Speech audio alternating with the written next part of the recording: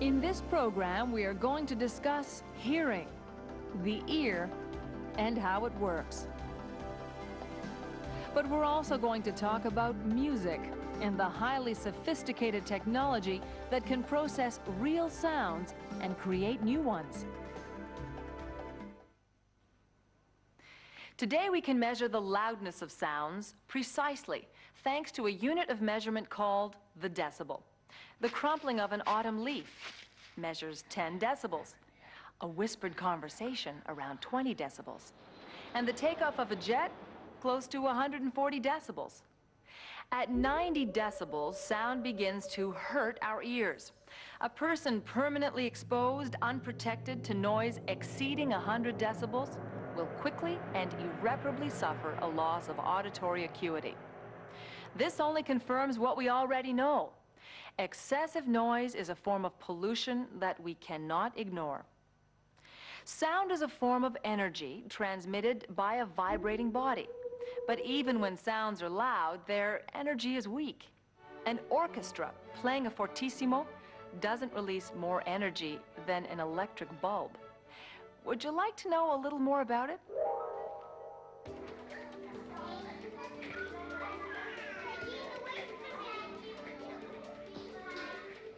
Learning to talk, to communicate verbally, be warned of danger, enjoy music. It's thanks to one and the same organ, the ear, that we can do all these things.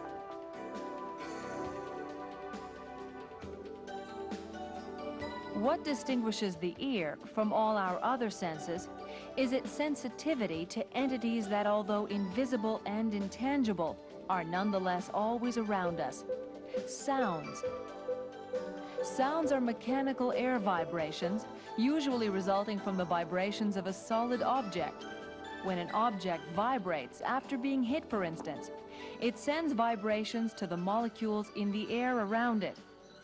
These molecules rhythmically squeeze together and away, conveying their to and fro movement to nearby molecules. The cycles of compression and rarefaction of the air molecules constitute sound waves. Sound waves travel through the air at a speed of roughly 330 meters a second. The number of waves emitted per second determines the frequency or pitch of sound, while the wave's amplitude determines its loudness. A normal ear can distinguish 400,000 different sounds. It can do this due to a set of highly miniaturized structures. The auricle of the ear first channels the sound toward the external acoustic meatus. Like an ear trumpet, the external acoustic meatus amplifies the sound wave which strikes against a fine membrane called the eardrum. The eardrum begins to vibrate, slowly if the sound is low, quickly if it is high. Vibrations impinging on the eardrum are then transmitted to the malleus, the incus, and the stapes. These three tiny auditory ossicles act as levers, amplifying the sound even more. The stapes finally conveys the sound to a membrane spiral tube in the shape of a snail shell, the cochlea, in the inner ear. The cochlea is the nervous center of the auditory system. It holds a fluid containing 30,000 special cells called hair cells.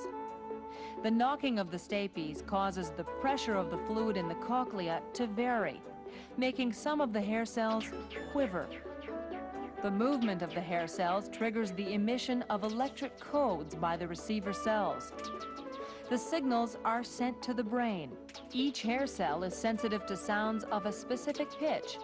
The cells located at the entrance of the cochlea receive high sounds, while those in the middle cochlea react to lower sounds. Thus, the ear can perceive both the grumbling of thunder and the shrill whistle of the finch. The electric codes from the cochlea's sensitive cells are conveyed to the auditory cortex by thousands of nerve fibers. The auditory cortex analyzes the characteristics of a sound, compares it to its sound memory bank, and identifies it.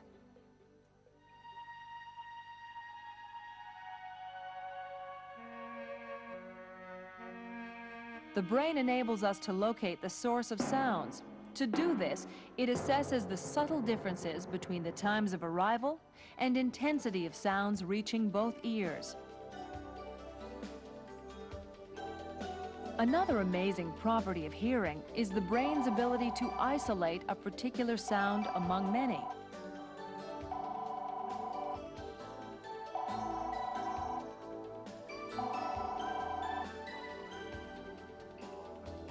Thus, we can listen to a familiar voice over the commotion of a family gathering, or follow the tune of a flute amid the many instruments in a symphony orchestra.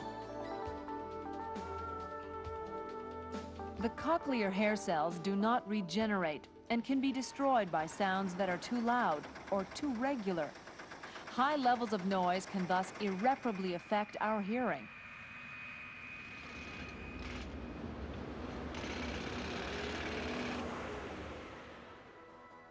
Deafness can be brought about by other alterations to the delicate architecture of the ear: congenital malformation of the inner ear, infection, head injury, or simply alteration due to age of the blood vessels irrigating the inner ear.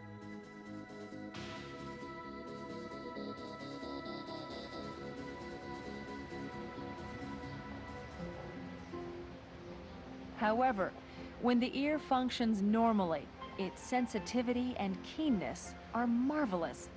In addition to recognizing a virtually infinite variety of sounds, the ear helps generate, through its connection to the brain, a broad range of emotions.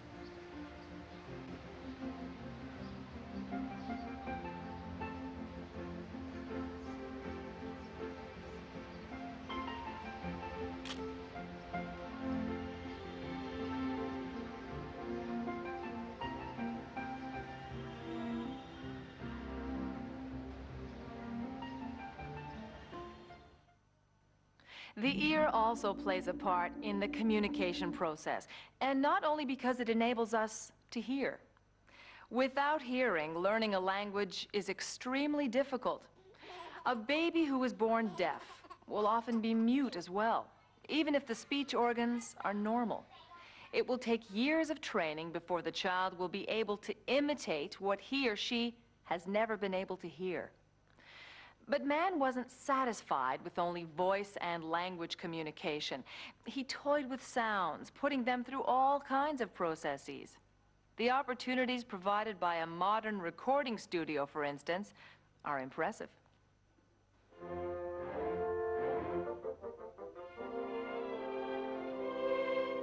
Musicians have always tried to achieve perfect sound. Owing to scientific advancement in music and electronics, that dream may soon come true.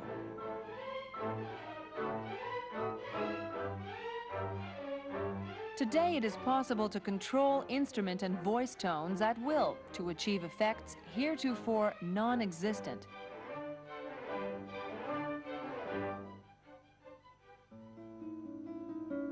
Like all sounds, musical sounds have three features: their frequency, their intensity, and their tone.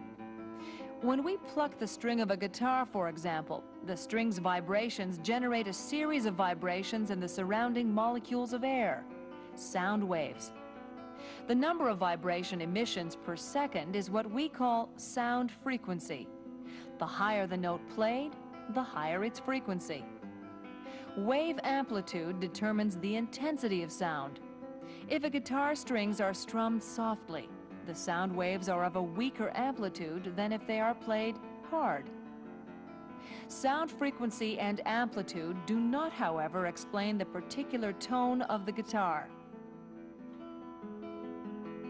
If a C note is played, the guitar not only emits a sound wave whose frequency matches C, it also produces a series of increasingly higher secondary notes called harmonics.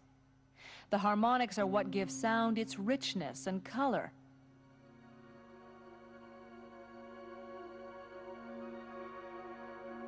The various musical instruments developed over the centuries, and the human voice as well, have specific frequency, intensity, and harmonic registers.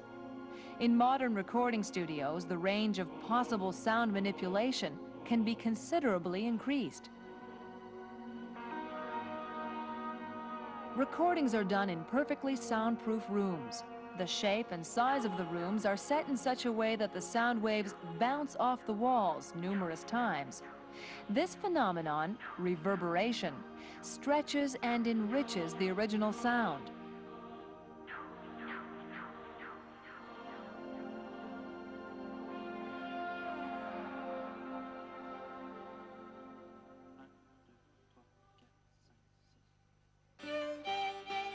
Generally, the musicians and singers each have their own microphone.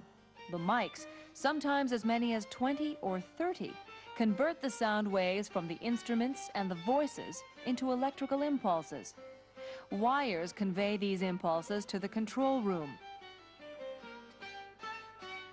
In the control room, the sound engineer uses a mixing console to process the various sounds from the instruments individually. The different signals first go through the console's main input channels. Each channel has an amplifier which increases the signal's intensity. The amplified signals then are directed toward the 8, 16, or 24 tracks on a multi-track magnetic tape, or they are recorded separately.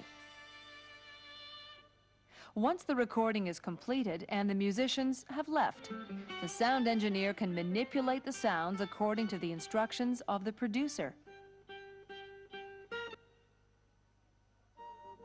He can send one or several signals to a frequency corrector, which will modify the harmonics and thus the tone of the sounds. The frequency corrector enables the sound engineer to give the sounds the color he is looking for. Sounds can be processed in other ways. The electronic reverb, for instance, simulates the repeated rebounds of sound waves in a huge hall.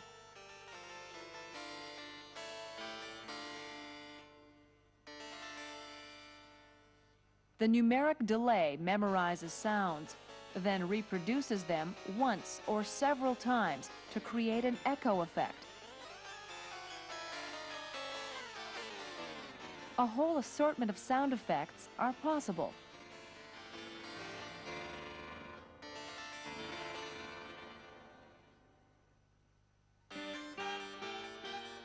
The engineer makes his final sound mix. The various signals are assembled and sent to one or two tracks for the final soundtrack. This step may provide the stereophonic effect and create the illusion of depth.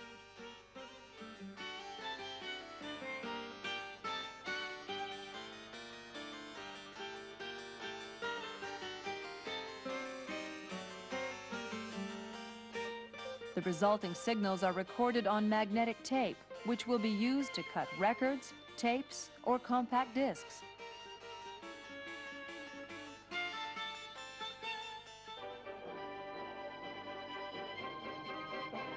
Having gone through all these transformations, the sound we listen to when we play a record may be quite different from the sound the musicians originally produced. Some sequences may have been improved, off-key notes corrected.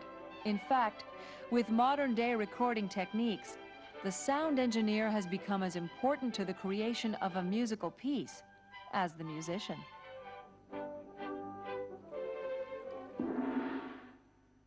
Technical advances have changed the way composers work. In recent years, we have seen the birth of concrete music, electronic music, and electroacoustic music. Concrete music was first created by two Frenchmen, Pierre Schaeffer and Pierre Henry. Instead of writing signs on a score, they recorded sounds on a magnetic tape. Any kind of real concrete sound. The snapping of a branch, thunder. They then processed the recorded sounds in a studio. They played the tape speeded up or slowed down, added filters, edited it, and obtained symphonies. In electronic music, composers prefer artificial sounds produced by electronic machines. Composers had the freedom to create works that were so complex they couldn't be entrusted to human beings to perform them. Electroacoustic music is a combination or synthesis of the two trends. It uses concrete effects and synthetic sound. However, another technology is now having an even greater influence on the composition of music: the computer.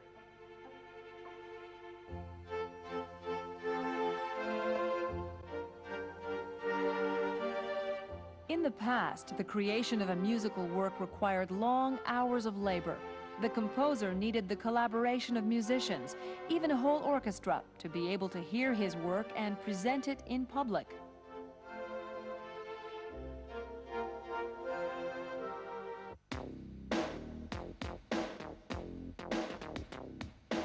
Times have greatly changed. Thanks to synthesizers, composers can now create new sounds just exactly as they want them. The computer lets them play works that in the past would have required whole orchestras.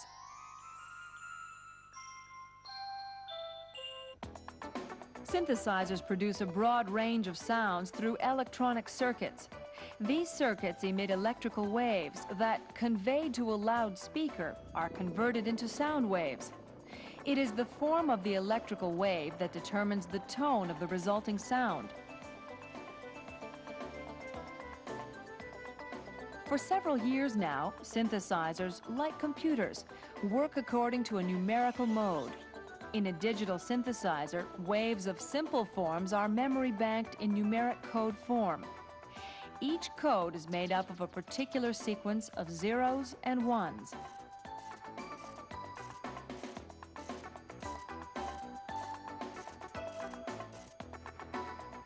To obtain a particular sound, the musician uses the various controls on his synthesizer to alter one of the numeric codes.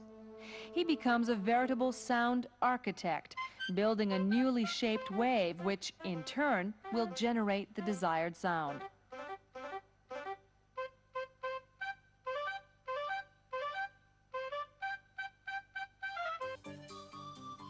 Still, modern synthesizers cannot reproduce all natural sounds perfectly, like that of a violin. But this feat can be accomplished by the digital sampler. Unlike the synthesizer, the sampler records a sound and stores it in memory in numeric code form. It then manipulates these codes in such a way as to vary the pitch. The sound can then be reproduced at will across the entire scale.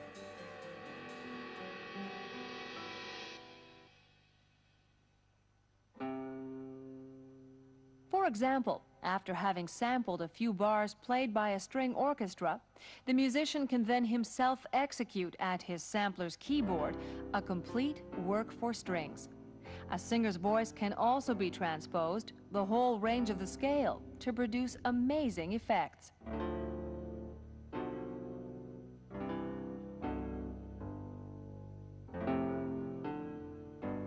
Recently, new horizons have opened up for music synthesis. Most synthesizers are now designed according to an international standard, the MIDI standard. MIDI enables them to intercommunicate. By means of a simple plug, the musical controls circulate from one instrument to another as numeric codes. The composer can thus, on a single keyboard, control up to 16 instruments at the same time. He can recreate, in his own studio, an entire musical ensemble.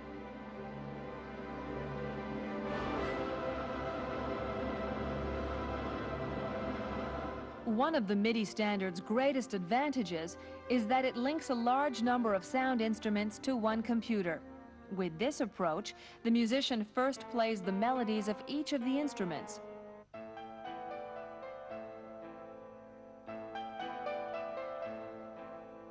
With specially designed software, the computer memorizes these sound sequences. It then commands all the instruments to play, and it conducts them somewhat like a human conductor would. However, the computer cannot, on its own, attain any of the nuances of the musical interpretation.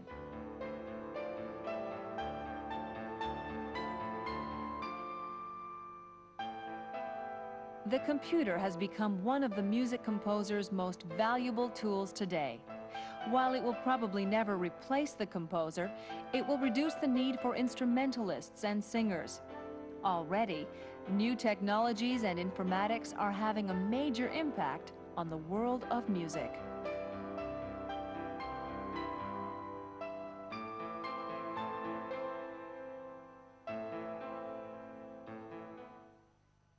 The marvels of technology are indeed awe-inspiring, and we can choose to swear only by them. But do you really think that I would have enjoyed myself as much if I had stayed home with my earphones on, listening to a natural environment, completely reconstructed by a computer?